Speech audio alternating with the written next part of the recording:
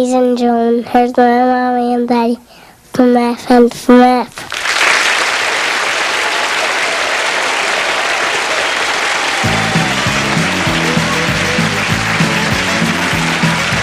Went last night to the office party. I didn't get home till awful late.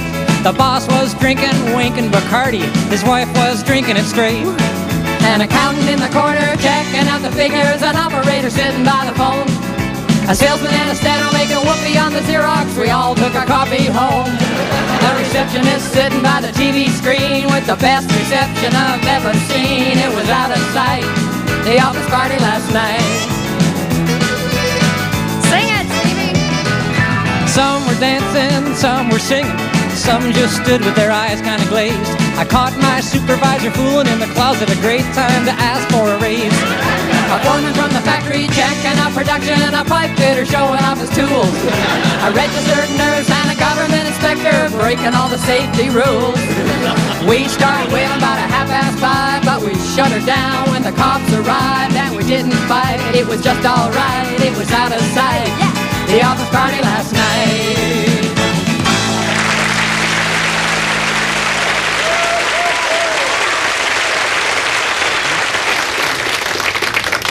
Boy, now that was an office party. Yeah, it was kind of fun. Fun? Wow! I had a great time. So did I. You know, at one point I looked around the room and you were the best looking man in the room. Wow. Thank you.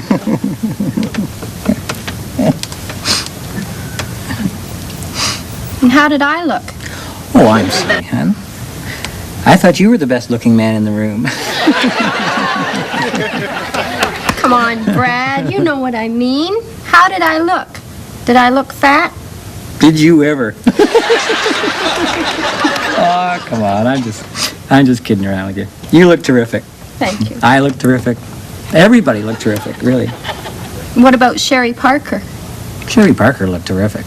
Oh, you've got to be kidding. I mean, didn't you think that low-cut, backless dress with the full-length side splits was just disgusting? I don't remember being disgusted at the time.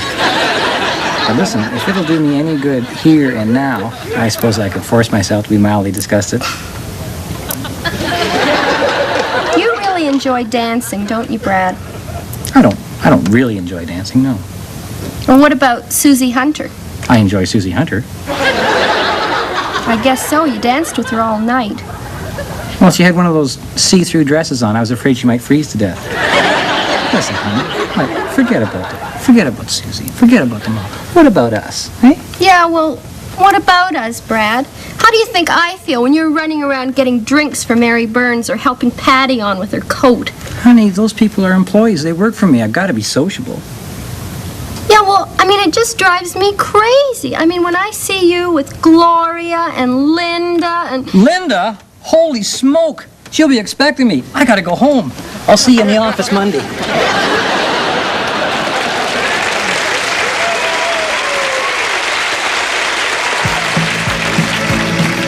Oh, what a party, oh, what a blowout. I really just let myself rip. I did crazy things I've never done before. If my mother finds out, she'll flip. I boogie so long I can hardly speak. I wonder where I'll be working next week. But that's alright, I enjoyed the flight. It was out of sight. Woo. The office party last night.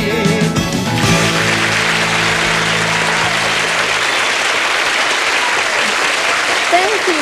Please welcome our good friend, Randy Reed.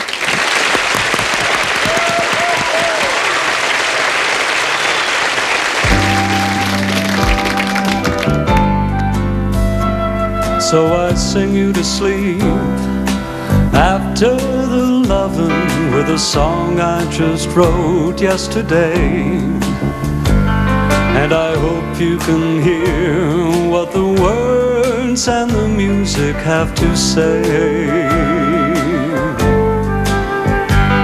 It's so hard to explain everything that I'm feeling face to face. I just seem to go dry. But I love you so much that the sound of your voice could make me high. Thanks for taking me on a one-way trip to the sun. Thanks for turning me into a someone. So I sing you to sleep. After the lovin', I brush back the hair from your eyes, and the love on your face is so real that it makes me wanna cry. And I know that my song isn't saying anything new, but after the lovin', I'm still in love with you. So I sing you to sleep.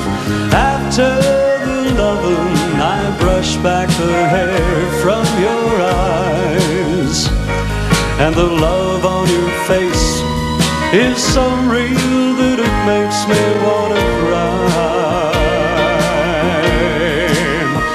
And I know that my song isn't saying anything new, but after the lovin', I'm still in love with you. Yes, after the lovin', I'm still in love with you. After the lovin', I'm still in love with you.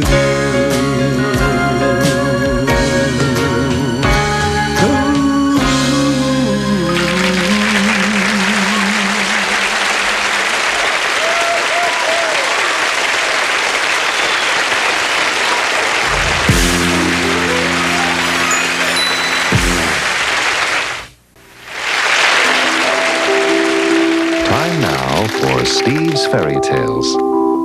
Steve? Thank you, Morag. Well, boys and girls, tonight's fairy tale is called Beauty and the Beast.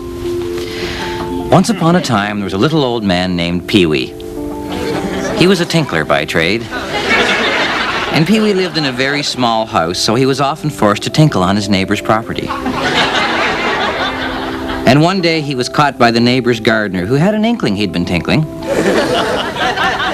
And Pee-wee was taken to the master of the house for punishment. Now the master of the house was a strange and ugly beast. He had a long snout, large tusks, cloven hooves, and fur all over his body. It reminded Pee-wee of his first wife. And the beast spoke and said, "You've been trespassing into my garden and tinkling where we've been sprinkling. The punishment for this crime is to be hanged, beheaded, drawn and quartered, and forced to watch the Partridge Family.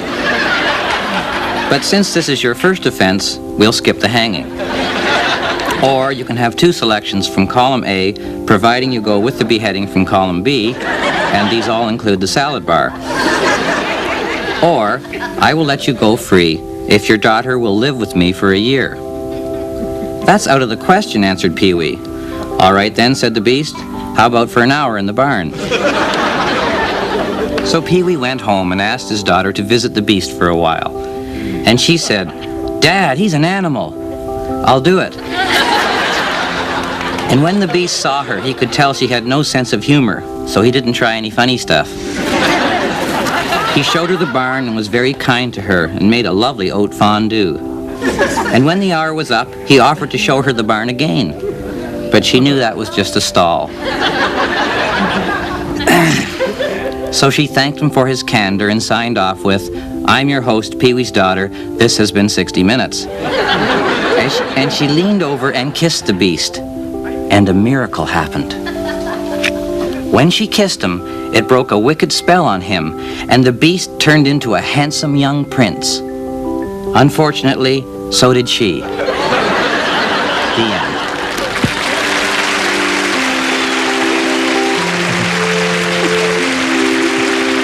Unfortunately, so did I. Hi. Steve always feels that he has to improve on a good thing, hence the fairy tale. At one point in our lives, we were really into these, these games. One is called foosball, and you put a quarter or 50 cents in and stand at these handles and make these little things kick the ball. It's quite an adult game. We wanted to buy one, but having no money, Steve thought, well, I'll make one. I'll make one. What I need is 25 of these little people.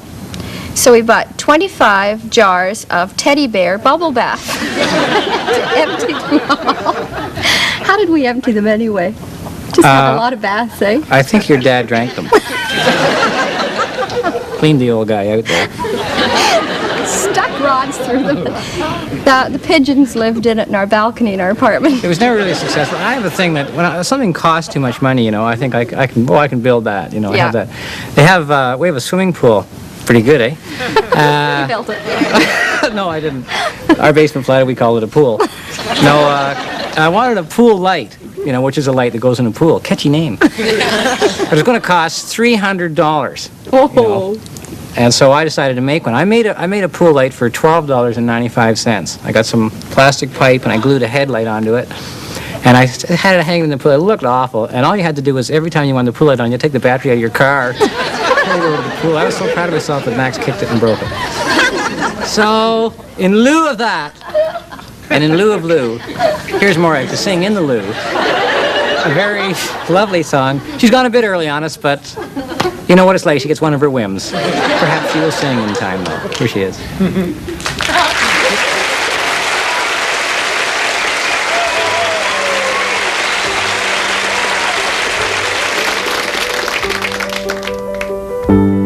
You think you know me pretty well, but how can you tell? You never get inside my head. The times we talk, we never speak. We play hide and seek. So many things are left unsaid. Why can't you see what's on the other side of me, the side of me that reaches out to you? Sweet thoughts and dreams, like drops of rain on rippling streams that wind and then rivers with no end, flowing on the other side of me.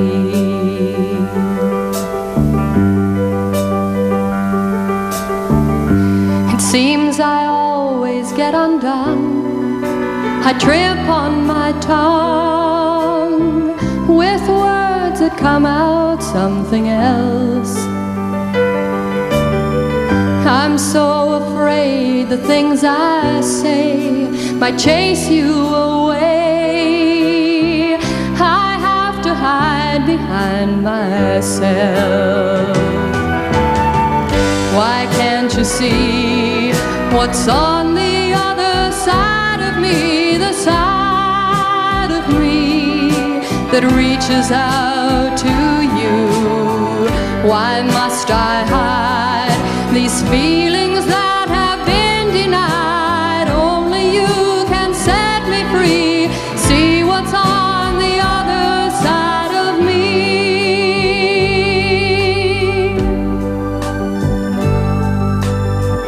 La la la la la la la la la.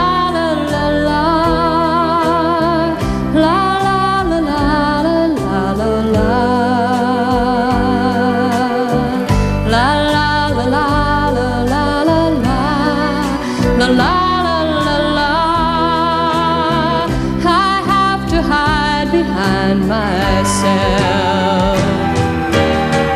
Why can't you see what's on the other side of me, the side of me that reaches out to you?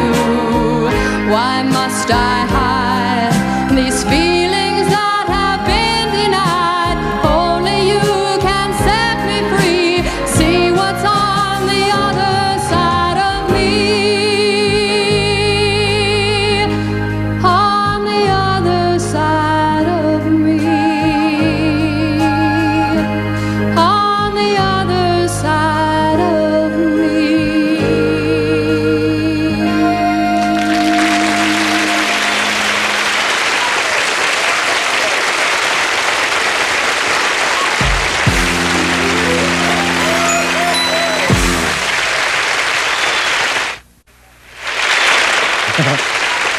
Hi, we're here at the Comedy Club this week to see Dan Redican.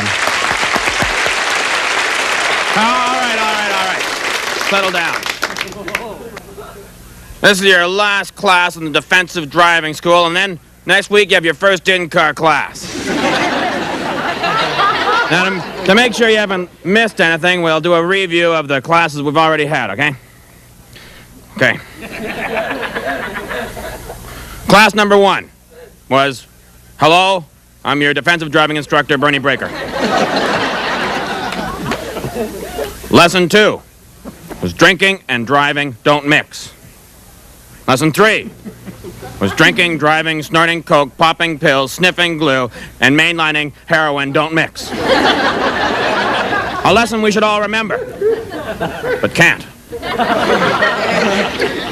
Lesson number 4 was canceled due to bad weather. Lesson number 5, how to drive in bad weather. And finally tonight, lesson 6, driving defensively. Driving defensively. What does this mean? What is its meaning? What do we mean when we say it? Can we define it? All right, okay, I'll try to answer these questions one at a time. A defensive driver always looks out for the other guy. What other guy? Well, the tall guy in the blue Mazda. A defensive driver never, ever gets in an accident. Unless it's really provoked. Like, for example, say you're parked at a red light, okay, and you're waiting there, it's a hot day. Well, that's no reason to go machine gunning pedestrians. That's just rude. But if you're, say, driving on the 401, right, and there's some maniac behind you who's honking your horn, you know, there's nothing you can do except just slam on the brakes, and then he rear ends you, and his Mazda goes up in a burst of flame. Or if it's a traffic jam on the highway, well, it's all bazooka time on the Trans-Canada. Oh, well, don't do this in just any case. You got to make sure that it is a traffic jam you're in, and not, say, a parking lot. Remember, if everyone was to just drive defensively, wouldn't this be a happier country with a smaller population? Good luck and good driving.